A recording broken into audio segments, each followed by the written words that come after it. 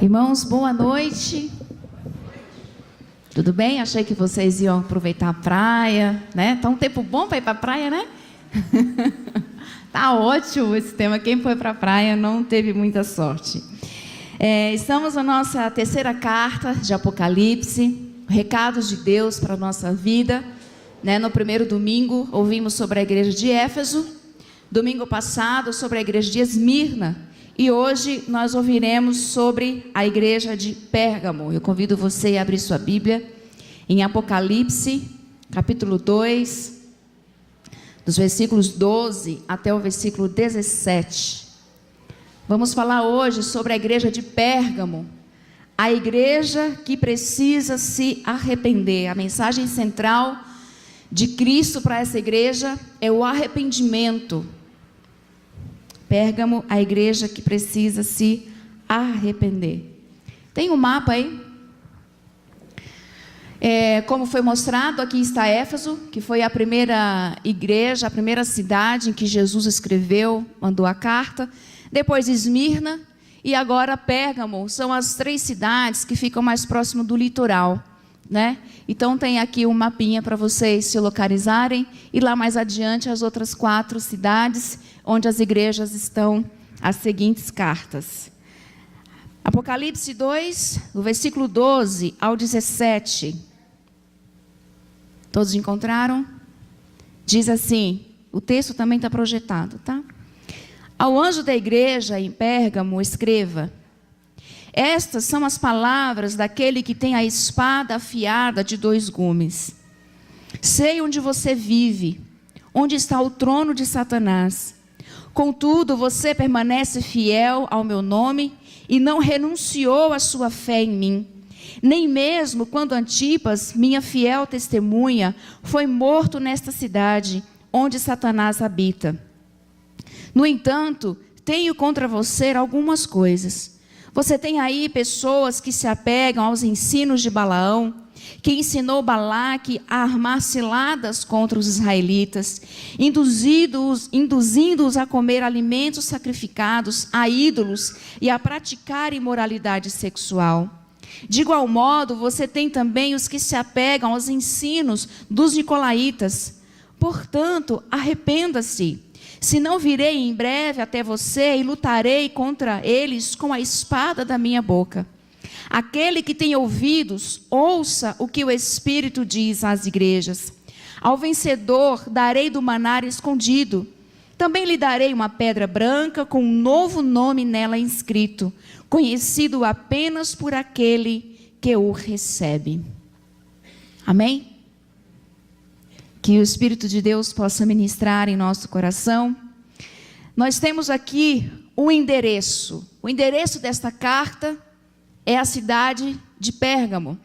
A cidade de Pérgamo é uma cidade muito importante. Era considerada a cidade mais importante da Ásia Menor. Apesar de Éfeso ser a sua capital, mas Pérgamo tinha uma importância muito relevante para aquela região, por 2 motivos. O primeiro motivo era a política, e o segundo motivo era a adoração. Os vários templos, os vários deuses que existiam naquela cidade. Pérgamo era considerada o centro do culto a muitos deuses. O principal deles era Zeus, né? E Pérgamo era localizado ao pé de uma montanha, que quando alguém entrava, as pessoas entravam na cidade. Atrás dela existia uma montanha, uma colina muito grande, com mais de 300 metros de altura. Era coberto de templos pagãos. O templo de Zeus era o mais importante, templos de Atena, a deusa da sabedoria e do conhecimento. Tinha que ser uma mulher, né? Desculpa, homens, eu não aguentei. Tinha que ser uma mulher, a representante da sabedoria e do conhecimento. Tinha também, além de Zeus, que era o deus dos trovões, o deus da chuva, o deus dos raios, Atenas. Dionísio, que era o deus conhecido, o deus do vinho, o deus da alegria, das festas. Asclépio, que era o deus da cura, o deus da medicina. E todos esses deuses eram muito adorados e muito invocados na região da Ásia, principalmente na cidade de Pérgamo. E a cidade de Pérgamo também tinha uma influência muito importante do imperador, porque ele também resolveu se intitular como uma divindade. E ele exigia que todas as pessoas se prostrassem diante dele e o adorassem. Assim como Nabucodonosor, na época do Antigo Testamento, onde Mesaque, Sadraque e Abidnego foram ameaçados de ser jogados numa fogueira, como foi por não se prostrar diante de Nabucodonosor. Então, Pérgamo era uma cidade muito importante. Também, porque na cidade de Pérgamo surgiu um novo material para se escrever, que foi o pergaminho. Até esse momento usava-se a planta papiro, que tinha umas folhas muito grandes e resistentes para escrever. Então, em Pérgamo surgiu a ideia de escrever-se em pergaminhos, que é animais, peles de animais. Então, eles usavam o couro para escrever, porque durava muito mais tempo, eram mais resistentes. E daí vem a palavra Pérgamo, por conta do pergaminho. E ela se tornou exportadora de material para escrever, que foi o pergaminho. Esse é o endereço dessa carta, a cidade de Pérgamo. Mas essa carta, ela tem um destinatário.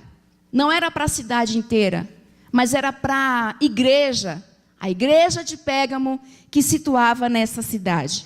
Conhecida também como a igreja imperial ou a igreja liberal. Porque, por conta da perseguição do imperador, forçando as pessoas a adorarem como divindade, essa igreja começou a ser mais flexível com a adoração a outros deuses. Ela se tornou flexível com a influência mundana, com o pecado. Ela começou a ser tolerante com as exigências que se faziam. E essa igreja, ela foi se adaptando ao mundo, dando alguns jeitinhos e ganhando um pouco de conforto. Essa igreja, ela ganhou muita popularidade, mas ela perdeu um pouco da espiritualidade. E Roma, impondo aos cristãos o culto ao imperador como se fosse divindade, ou elas adoravam o imperador, ou eram ameaçadas, ou iam para a forca, ou iam para a fogueira, ou iam para a espada, ou iam para a cadeia. Então a igreja, a partir desse momento, ela se tornou tolerante, recorrendo a um evangelho sem exigências morais. E essa carta, ela tem um remetente. Quem é o remetente desta carta? E no versículo 13, ele vai dizer assim, versículo 12, aquele que tem a espada afiada de 2 gumes. Essa é a inscrição de Cristo, é como ele se identifica à igreja de Pérgamo. É interessante que cada uma das cartas conta com uma descrição distintiva de Cristo, que corresponde ao caráter da igreja. Então, cada uma delas, o Cristo vai se manifestar de uma forma, de uma maneira diferente, de acordo com a necessidade que ele precisa se manifestar àquela igreja. E como essa é uma igreja que precisa de arrependimento, ele se manifesta, ele se caracteriza como aquele que tem a espada afiada de 2 gumes. E a espada aqui, ela refere à justiça, à correção e à punição de Deus, para com aquela igreja. O destinatário dessa carta hoje não é mais Pérgamo, situada na Ásia, na atual Turquia. Mas o destinatário nesta carta hoje somos nós, Igreja Batista, Filadélfia, em Campinas. Nós hoje. É a nós que essa carta está endereçada. Amém? É a nós que Deus quer ministrar em nosso coração nesta noite. Não mais a Pérgamo, mas a eu e você. Igreja Batista Filadélfia, na rua Erasmo Braga 289. É a nós que Deus quer se manifestar e escrever e mandar essa carta. Amém? Tem uma afirmação que diz o seguinte: arrependimento verdadeiro é quando aprendo que sou incapaz de me arrepender sem a ajuda da graça renovadora de Deus. Vamos ler juntos? 1, 2, 3.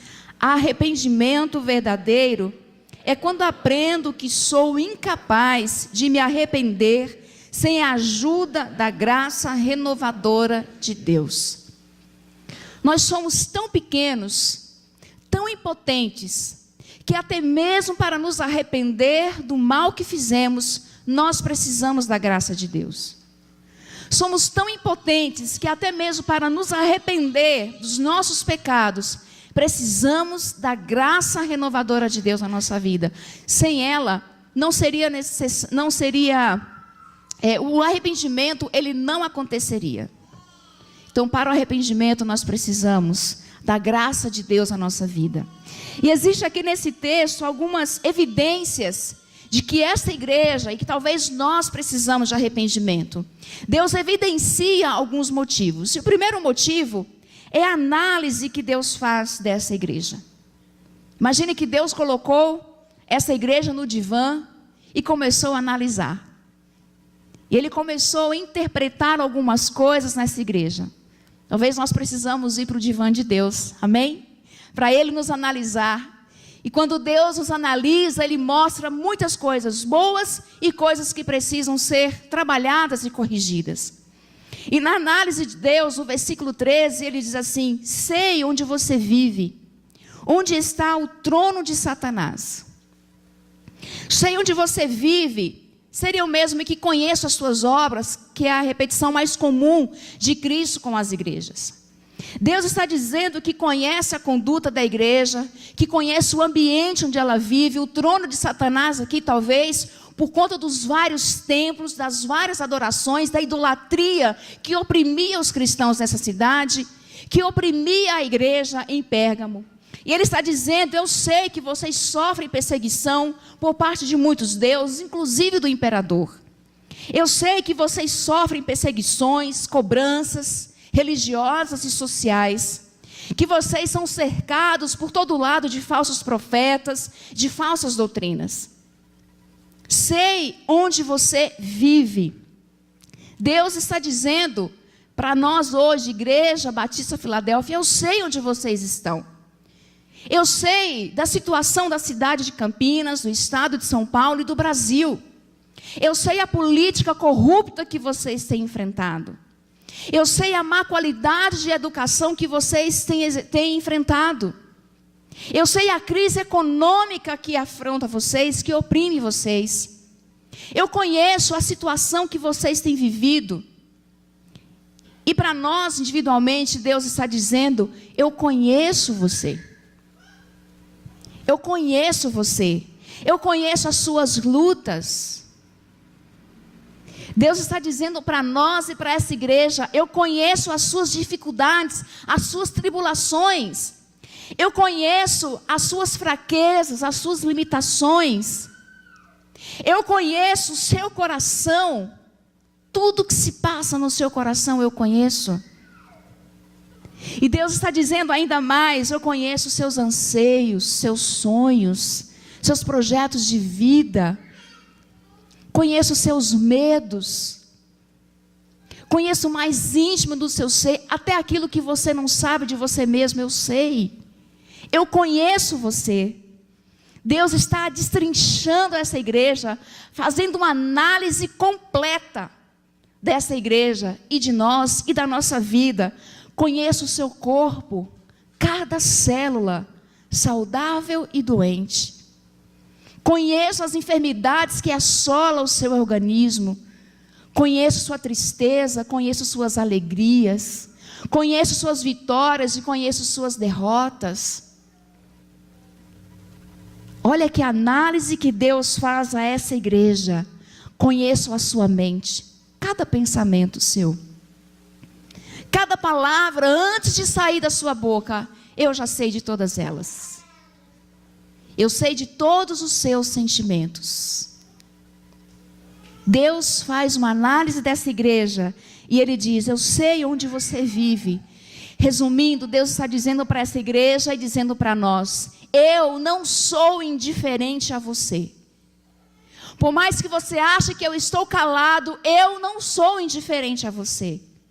Por mais que você ache que as suas orações não são respondidas e que eu não estou te vendo, eu não sou indiferente a você. Deus está dizendo para você nesta noite que Ele não é indiferente a você. Ele está vendo tudo. Irmãos, e o mais lindo nesta carta é que nesta análise de Deus, Ele faz um elogio a esta igreja. Que coisa linda! Já pensou Deus chegar diante de você hoje e falar: Aline, e ele trazer aquele elogio. Renata, você tem sido uma mulher batalhadora. Roberto, Nice, e Deus faz um elogio. Ele diz assim: você permanece fiel ao meu nome. Apesar de toda esta opressão religiosa, Deus faz um elogio e diz: você tem permanecido fiel ao meu nome. Porque muitos cristãos eram forçados a confessar o imperador como Deus. Muitos cristãos eram forçados na sua vida social a recorrer a outros deuses. E Deus olha para a igreja e percebe que tem uma parcela de cristãos que não substituiu o nome de Cristo pelo nome do imperador ou pelo nome de outro Deus. Mas eles rejeitaram o falso Cristo e evangelho corrompido. E Deus percebe essa grandeza e essa característica dessa igreja e faz um grande elogio a ela. Pérgamo, essa igreja veio de muita idolatria, veio de muitas religiões, e o tempo todo, sem dúvida, eles sofriam fortes pressões religiosas, eram tentados a deixar Cristo, a não ser fiel a Cristo e recorrer a outros deuses. Como aquela pessoa que resolve sair do mundo das drogas, mas as pessoas, os seus amigos, seus colegas estão o tempo todo cercando. Usa, só mais uma vez, não tem problema. Ou aquela pessoa que vem do mundo do tráfico ou do mundo do roubo, e a todo tempo ele é cercado, ele é seduzido a voltar à sua velha vida, a voltar aos velhos hábitos. Ou aquela pessoa que vem de um lar de muitas brigas e palavrões, e o tempo todo ele é tentado a falar, a xingar, a levantar a voz, a brigar, mas ele se recua por amor ao nome de Cristo, porque agora ele confessa Deus, o Cristo, o verdadeiro Senhor. E nesse elogio, Deus percebe e diz à igreja, não apenas que ela permanece fiel, mas que ela não renunciou à sua fé. Olha, não renunciou à fé quando seduzidos a crer em outros deuses. Eles não negociavam a sua fé. Eu diria que o mundo sempre nos oferece duas coisas: sedução ou perseguição. A todo tempo nós somos seduzidos ou somos perseguidos. Não somos diferentes da igreja de Pérgamo. A igreja de Pérgamo ela praticava a vida, ou ela participava da vida social comum, de idolatrias, recorrendo a curandeiros, ou ela corria o risco de ser jogada na fogueira, de ser colocado na forca, ou era negar a fé, ou era sofrer perseguição. O mundo sempre nos oferece isso. Ou nós somos seduzidos o tempo todo, ou nós somos perseguidos o tempo todo. Essa é a verdade. A verdade é que nós temos que escolher um lado. Nós temos que escolher um lado. Ou cedemos à sedução, ou sofremos a perseguição. Muitos dizem que nós brasileiros, a igreja brasileira não sofre perseguição. Sofremos sim. Nós sofremos perseguição. Perseguição moral, esse evangelho barato, essa graça sem graça que se prega por aí. Somos seduzidos o tempo todo. Ontem estávamos reunidos com algumas pessoas e dizia assim: será que nós não somos seduzidos? As pessoas são seduzidas o tempo todo a recorrer ao corredor de sal, a ir no centro, para que seus problemas sejam resolvidos de forma mais rápida, mais ligeira. Somos seduzidos. A verdade é que nós sofremos perseguição, estamos na contramão, tentando alcançar e viver o evangelho saudável, porque o que existe por aí de evangelho corrompido. E Deus olha para essa igreja e diz: você permaneceu fiel e não renunciou à sua fé em mim. Não renunciou à fé, mesmo quando o seu líder foi morto. Deus está dizendo para essa igreja, mesmo quando Antipas, minha fiel testemunha, foi morta nessa cidade, vocês não me renunciaram. A história diz que Antipas era um líder da igreja, um pastor, muito influente, muito crente. E quando o imperador instalou o culto a ele como sendo divindade, Antipas, o pastor da igreja, se levantou e disse: nós, igreja, não vamos nos render diante desse imperador. Aconteça o que acontecer, nós permaneceremos fiel. Não vamos negociar a nossa fé. Só Cristo é o nosso Senhor, só Ele é o nosso Salvador. O imperador, muito bravo, capturou Antipas, o líder da igreja, colocou dentro de um touro de bronze e colocou dentro da fogueira. Antipas virou churrasco. Ele foi pego como modelo para mostrar para aqueles cristãos que ousassem a renunciar e a não se prostrar diante do imperador. E Deus olha para essa igreja e diz assim: e ainda assim, vocês não renunciou à sua fé. Ainda assim, vocês permaneceram firmes no meu nome. E olha, é uma coisa interessante que Jesus parece ser redundante quando ele diz: você permanece fiel ao meu nome e não renunciou à minha fé. Mas ele não está sendo redundante, porque permanecer fiel é confessar o nome de Jesus publicamente. Permanecer fiel ao nome de Jesus é dizer: não, eu sou cristão. Jesus é o meu Senhor. Jesus é o meu Salvador. Eu não vou me prostrar, não vou dizer que o imperador é Deus, que Zeus é Deus, que Atenas é Deus. Jesus é o meu Senhor, Ele é Senhor na minha vida. Mas renunciar à fé é diferente. Porque a fé é a base daquilo que nós esperamos e a prova daquilo que nós não vemos. Olha, o que a igreja de Pérgamo esperava? O que ela via? Qual prova ela tinha de que Cristo iria salvá-los da fogueira, da forca? Nenhuma prova. Porque a fé, ela nos dá esperança em algo que nós não conhecemos. Você tem fé que o ar existe? Sim ou não?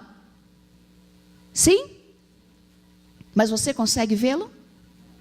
Você consegue pegá-lo? Mas você sabe que ele existe, porque a partir do momento que ele deixar de existir na sua vida, você bateu as botas. A partir do momento que o ar deixar de existir na sua vida, você morreu. Ser fiel ao nome de Jesus é uma proclamação pública. Não renunciar à fé é algo privado. É algo íntimo, que está na nossa vida no dia a dia. Hoje, nós vemos muitas pessoas que confessam o nome de Jesus, mas renunciam à sua fé. Muitos crentes brasileiros dizem: eu sou crente, mas só uma mentirinha não faz mal. Eu sou crente, mas quando eu chego em casa, ele espanca, ele bate, ele xinga, ele humilha o filho, a esposa ou o marido. Eu sou crente, mas ele não respeita os outros, não respeita o próximo. Ele confessa Jesus, mas ele renuncia à sua fé. Eu sou crente, mas ele não é fiel nos dízimos e nas ofertas. Não é fiel à sua comunidade. Eu sou crente, mas desrespeita o seu líder, seu chefe, seu patrão. Faz negócio sujo. Ah não, eu sou crente, mas transa com o namorado, com a namorada, ou é infiel ao seu marido, ou à sua esposa. Eu sou crente, mas deve na praça, Pernambucanas. Já viu aquela história que o crente falou que a vida dele estava acabada? Estava acabada a vida, estava devendo todo mundo. E aí o outro falou assim: vamos na minha igreja, porque lá nós vamos orar por você e todos os seus problemas vão ser resolvidos. E aí ele foi, estava devendo um monte de gente. Ele foi, aí o pastor fez o apelo, ele foi na frente, colocou a mão na cabeça e disse: sai desse corpo, diz a loja, em nome de Jesus, diz a loja. Ele: tá bom, é Pernambucanas, Casas Bahia, Ponto Frio. E o pastor estava falando, desaloja, tipo, sai daí, diabo. Desaloja, ele entendeu. Ele foi Pernambucanas, Casas Bahia, e por aí vai. Sanasa, CPFL. Sou crente, mas compro o que eu não posso pagar. Renunciamos à nossa fé em pequenas coisas e grandes coisas no dia a dia na nossa vida. Eu sou crente, mas eu não oro, não jejuo, não leio a Bíblia. Mas eu sou crente, mas eu corro atrás de revelações profetadas, é a igreja tal, é a igreja tal. Mas Deus está dizendo para essa igreja de Pérgamo, você não renunciou à sua fé. Você permaneceu fiel. Você permaneceu fiel mesmo quando a sua oração não foi respondida. Você não renunciou à sua fé mesmo quando o milagre não aconteceu. Mesmo quando a situação continuou a mesma, você não renunciou à sua fé. Mesmo quando o vale não acabou, você permaneceu fiel, permaneceu com a sua fé firmada em mim. Mesmo quando a tormenta insiste em continuar, mesmo quando a dúvida insiste em permanecer na minha mente, no meu coração, mesmo quando as dúvidas, as angústias persistiram em abrigar o seu coração, você permaneceu fiel e não renunciou ao meu nome. Que análise linda que Deus faz dessa igreja. Que elogio. Já pensou Deus chegar hoje e fazer um elogio desse para nós? Já pensou, Yara? Rony? Dizer assim, olha, você não renunciou ao meu nome. Permaneceram fiel. E nessa análise que Deus faz, Ele diz assim, ops, tem uma coisinha aqui, que precisa ser trabalhada. E no versículo 15, versículo 14, ele diz assim, tenho contra você. Nessa análise de Deus, quando Ele coloca essa igreja no divã, Ele faz muitos elogios. Muito bem, você tem ido muito bem nisso, nisso, nisso e naquilo. Deus faz o famoso feedback sanduíche.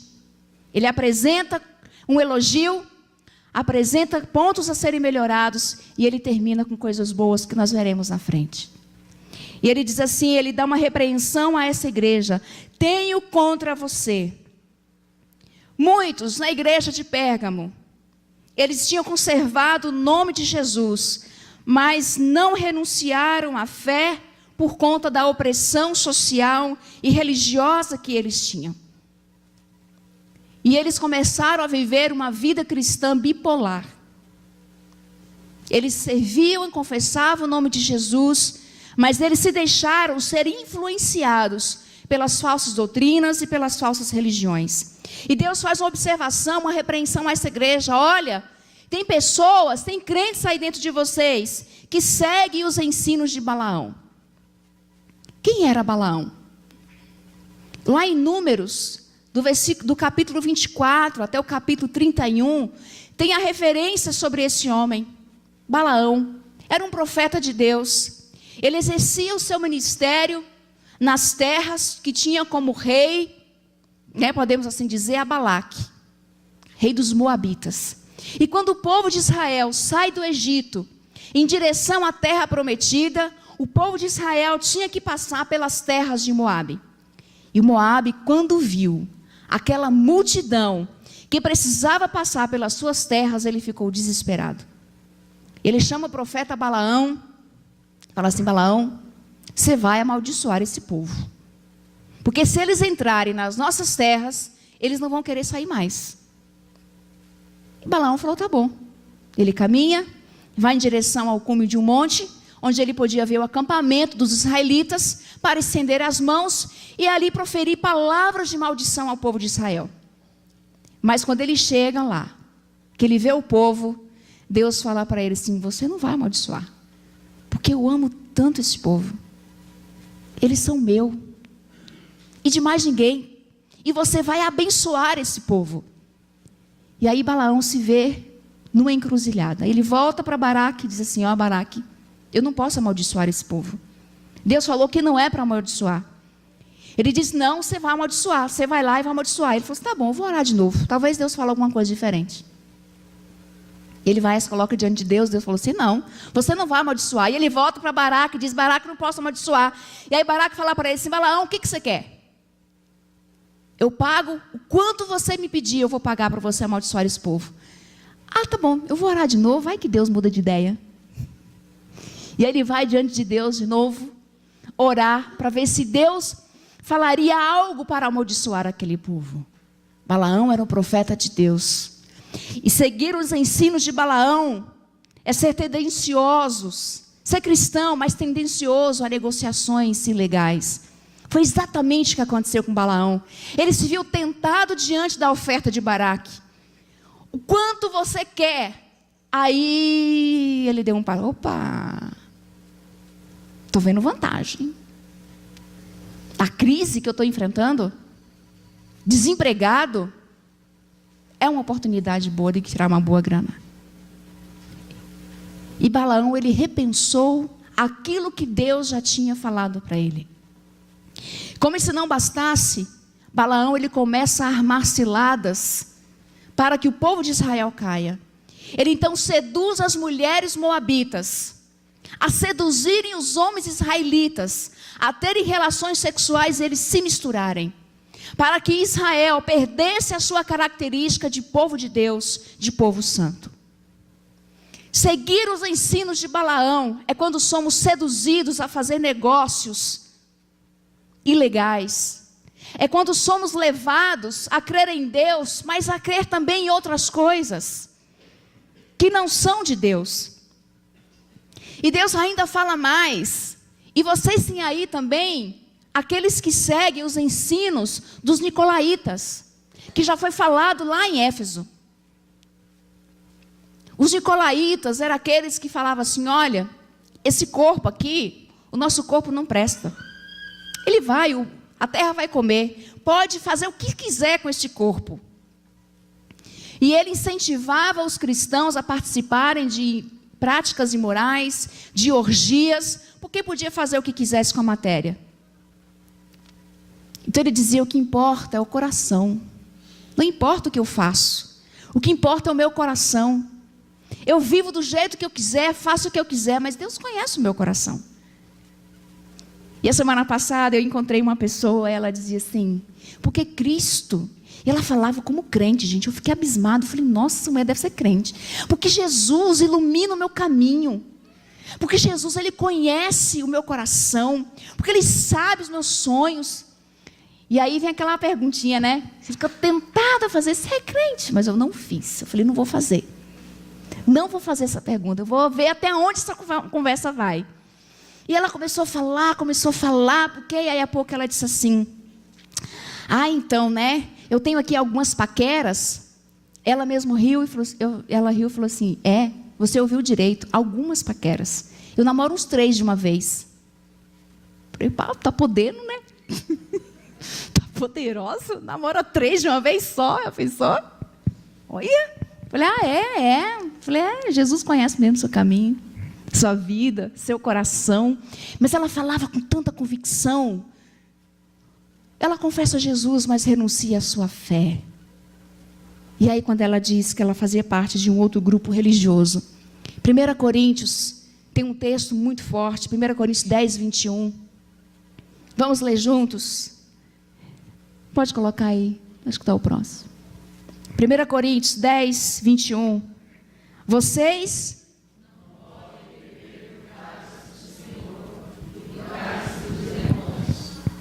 podem participar da mesa do Senhor e da mesa dos demônios. Muito forte esse texto.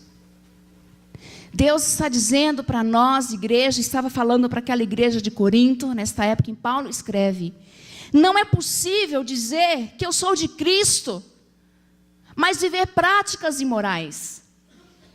Não é possível dizer que eu me assento à mesa do Senhor, mas também me assento à mesa dos demônios. Deus está dizendo, não é possível ter comunhão com Cristo e o diabo ao mesmo tempo. Ou eu sou de um, ou eu sou do outro. Ou eu sou de Cristo, ou eu sou do diabo. Ou eu faço aquilo que Cristo espera que eu faça, ou eu vou viver sobre a influência carnal e mundana. Eu não posso viver um sexo sacrificado, porque apóstolo Paulo está dizendo para a igreja de Corinto que eles não deveriam comer comidas sacrificadas a ídolos.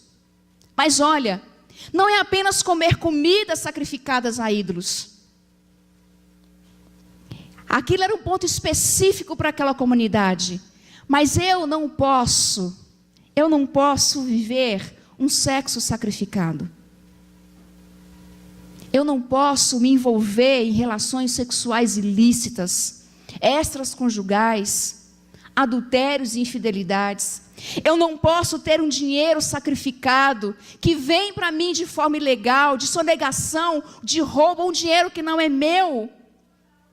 Eu não posso viver uma educação sacrificada, dizer que eu tenho ensino bíblico, mas eu sigo doutrinas humanas, doutrinas de outras religiões.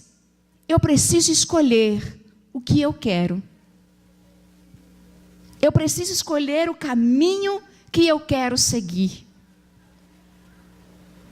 E aí tem muito crente querendo fazer joguinho com Deus, querendo negociar com Deus, querendo fazer negócio com Deus, mas com Deus não tem negócio. Ou é ou não é. Diz que chegou um crente diante de Deus, admirado, porque estava lendo a Bíblia, algumas coisas, chamou atenção. E ele disse assim: Deus, é verdade que 50 centavos para o Senhor é a mesma coisa que 1 milhão? Deus falou: é. Ah, mas é verdade também que 1000 anos equivale a um momento? Deus falou sim. Aí ele pensou, falou assim: Deus, me dá 50 centavos? E aí Deus falou para ele: espera um momento. Espera um momentinho só. Crente malandro, esse parece que era brasileiro, né? Olha, nessa análise que Deus faz à igreja, Ele traz alguns elogios fantásticos. Ele traz uma repreensão também fantástica a essa igreja, de coisas que ela precisava corrigir. E talvez faz essa repreensão a nós, de situações, de fatos que nós também precisamos corrigir. E a segunda evidência de que essa igreja precisava de arrependimento está no versículo 16, desculpe. É a exortação que Deus faz a esta igreja. O que diz na sua Bíblia? Versículo 14. Quem está com a Bíblia aberta? Versículo 14.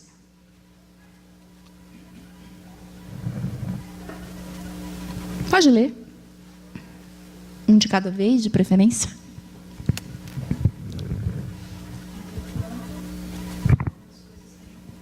Versículo 16. Isso.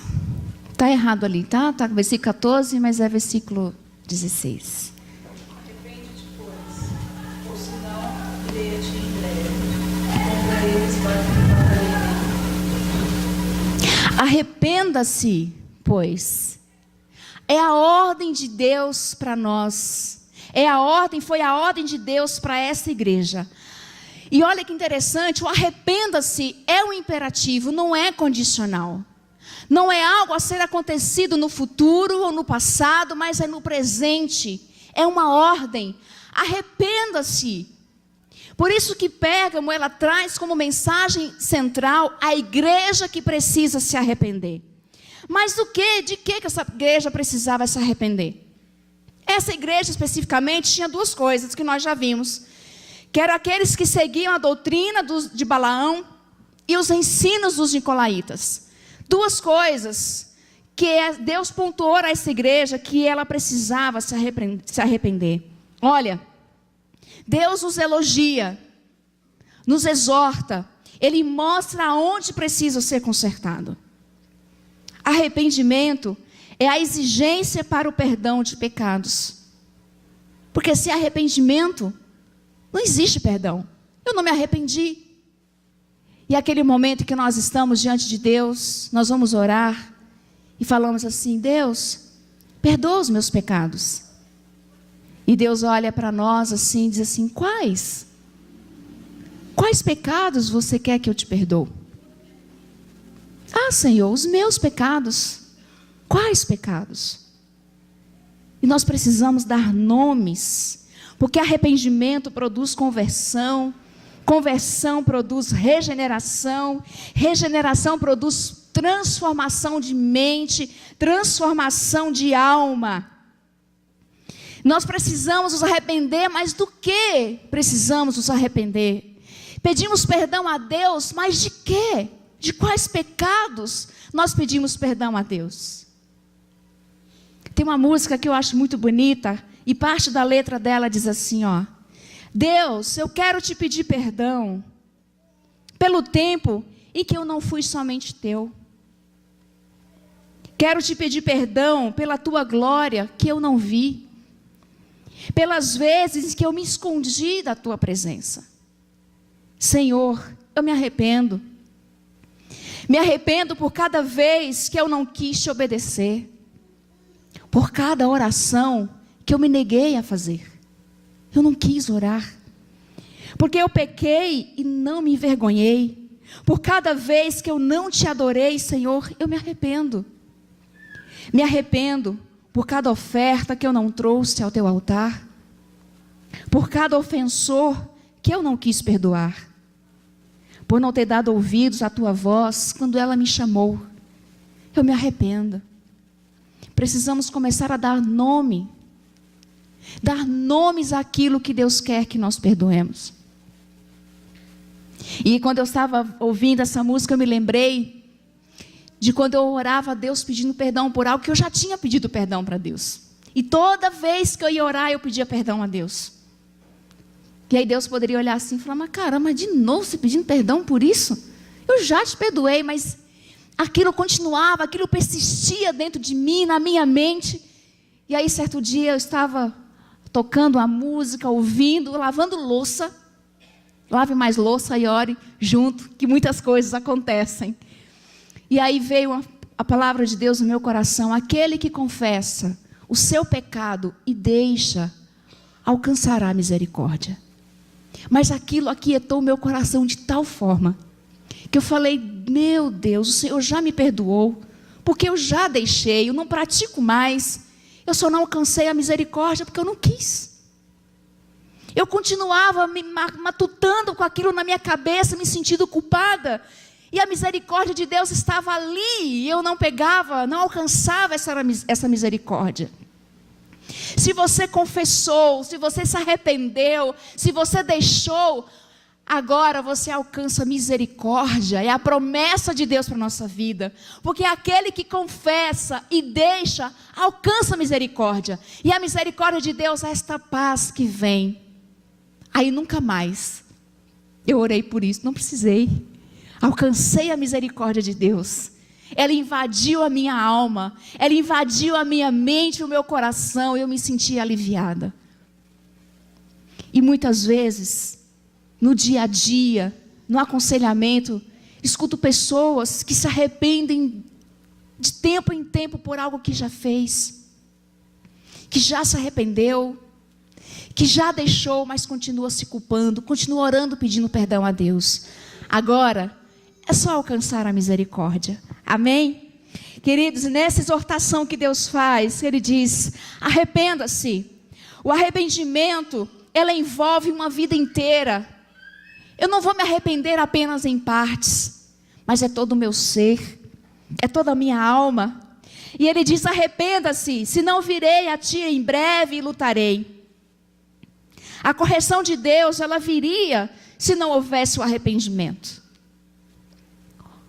A correção de Deus, a espada de Deus, ela vem quando não há arrependimento. Mas apenas quando não há arrependimento. Porque se houver arrependimento do nosso coração, nós alcançamos a misericórdia. E aí Deus exorta essa igreja, e no versículo 17, Ele fala assim: olha, quem tem ouvido, ouça o que o Espírito diz à igreja. Vamos ler juntos. Quem tem ouvidos, ouça o que o Espírito diz à igreja. O que o Espírito Santo está dizendo para nós nessa noite. Vamos ler juntos, pode passar. Está dizendo que Deus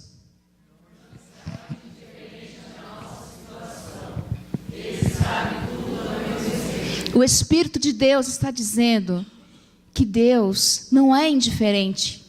Ele não está indiferente à sua e à minha situação. Ele sabe tudo ao seu respeito. O Espírito de Deus também está dizendo que Deus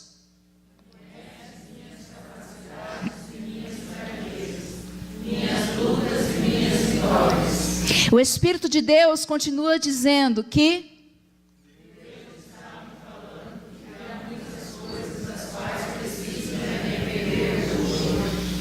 e o Espírito de Deus está dizendo que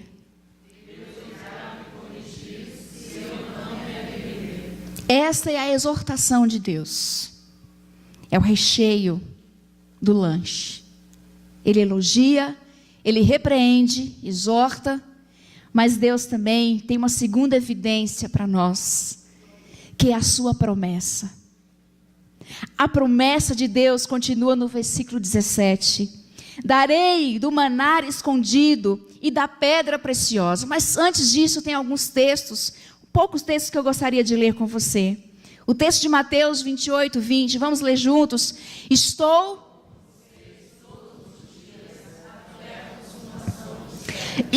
com você todos os dias.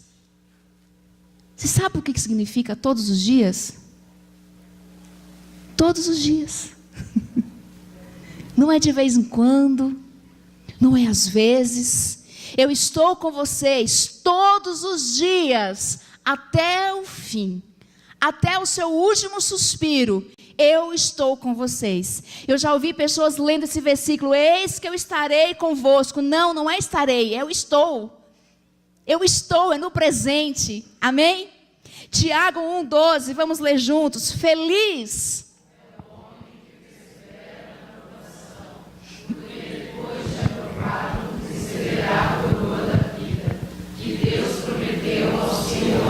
feliz é aquele que persevera na provação, porque ele receberá da coroa da vida. Que coroa é essa? Não sei, mas deve ser uma coisa muito legal. Tiago 4, versículo 10. Humilhem-se e ele os exaltará. Amém? Deus faz uma promessa. Deus elogia, ele repreende, mas ele diz: aquele que permanecer fiel até o fim, que for aprovado nas provações, ele recebe uma promessa de Deus. Ele receberá do maná, e o maná aqui pode ser as bodas do cordeiro. O maná aqui, na verdade, é uma festança que vai acontecer no céu. Mulheres, vai para o salão fazer o cabelo. Coloque o seu melhor vestido. Coloque o seu melhor sapato. Fique linda. Homens, vai fazer a barba. Faz o cabelo. Coloque o seu melhor terno. Porque vai haver uma festança no céu. E nós os veremos lá. Amém? Essa é a boda do Cordeiro. Mas como que eu vou entrar nessa festa? Jesus disse que vai dar uma pedra branca. A pedra branca era usada no mundo antigo como ingresso para entrar em festas importantes. O ingresso você vai ter, com o seu nome escrito lá na pedra branca, só você vai saber o seu nome. Amém? E ele está dizendo, a identificação, o ingresso, o bilhete para entrar nessa festa, você também vai ter. Fique lindo, persevera, fique firme, porque você vai entrar nas bodas do Cordeiro, e ele vai estar sentado lá na ponta da mesa, e você do lado de cá, lindo, maravilhoso, cheiroso, para participar dessa festa. Amém? Essa é a promessa que Deus faz à sua igreja.